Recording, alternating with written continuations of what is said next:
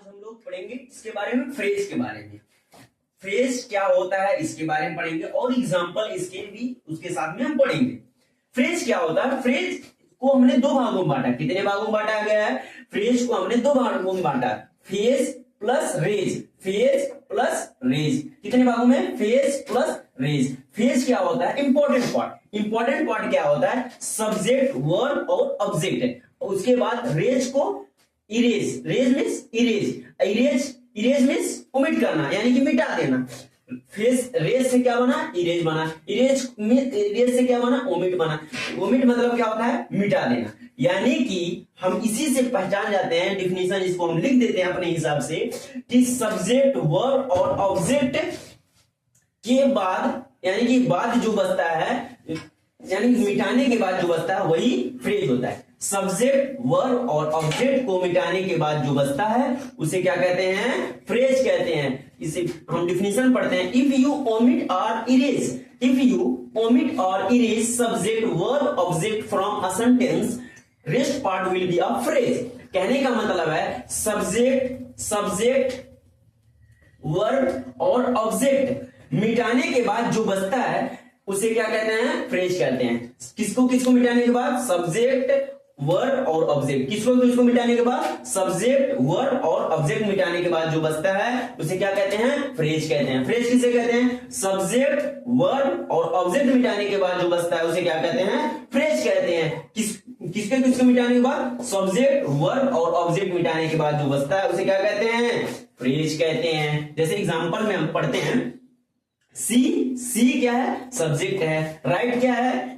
Right मतलब लिखना एक काम है। काम का मतलब एनर्जी लॉस हो रहा है, तो यह क्या हुआ? इसको हम लिखेंगे क्या? सब्जेक्ट। क्या लिखेंगे? सब्जेक्ट। क्या लिखेंगे? सब्जेक्ट। इसे क्या लिखेंगे? वर्ब। क्या लिखेंगे? वर्ब। इसे क्या लिखेंगे? इसे क्या लिखेंगे? ऑब्जेक्ट। क्या लिखेंगे? ऑब्जेक्ट। ऑब्जेक्ट यानी कि ई तीनों मिटाइले के बाद, ई तीनों अगर जो हम एक मिटा देवल जा, एक तीनों हम मिटा डाली, एकरे बाद से जौन बचाता, एक हम देखबे नहीं करी, एकरे बाद से जौन बचाता वो का हो गई? फ्रेज। का हो गई? फ्रेज। का हो गई? फ्रेज। यानी कि सब्जेक्ट और वर्ब और ऑब्जेक्ट मिटौले के बाद जौन बचाता ओके का कहा जाला? फ्रेज। यही बात हमने डिफिनीशन में बोला है। सब्जेक्ट, वर्ब एंड ऑब्जेक्ट मिटाने के बाद जो बचता है उसे क्या कहते हैं? फ्रेज कहते हैं। सब किसको मिटाने के बाद? सब्जेक्ट, वर्ब और ऑब्जेक्ट को सेंटेंस से मिटाने के बाद जो बचता है उसे क्या कहते हैं? फ्रेज कहते हैं। जैसे नेक्स्ट एग्जांपल समझते हैं। He kills a tiger in the jungle. He क्या है? सब्जेक्ट है। ही क्या है? सब्जेक्ट है। ही क्या है? सब्जेक्ट। ही क्या है? सब्जेक्ट। किल क्या है? वर्ब है। टाइगर क्या है? ऑब्जेक्ट है।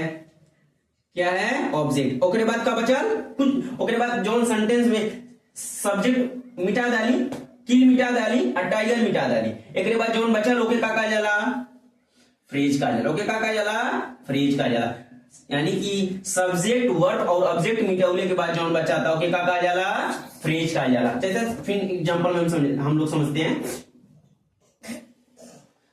यू क्या है? सब्जेक्ट है। यू क्या है? सब्जेक्ट। यू क्या है? सब्जेक्ट। यानी कि जो काम करता है वह सब्जेक्ट होता है। यानी कि वर्ब क्या है? सिंग, गाना, यानी कि इसमें वर्ब क्या है? सिंग है। वर्ब। सॉन्ग, सॉन्ग क्या है? ऑब्जेक्ट है। इसके बाद जो बचता है वह क्या है? फ्रेज। क्या है? फ्रेज। यानी कि सब्जेक्ट, वर्ब और ऑब्जेक्ट जौन मिटाइले के बाद जौन बचा ला का कहा जाला? फ्रेज कहा जाला। सब्जेक्ट, वर्ब और ऑब्जेक्ट मिटाइले के बाद जौन बचा ला का कहा जाला? फ्रेज कहा जाला। का कहा जाला? फ्रेज कहा जाला।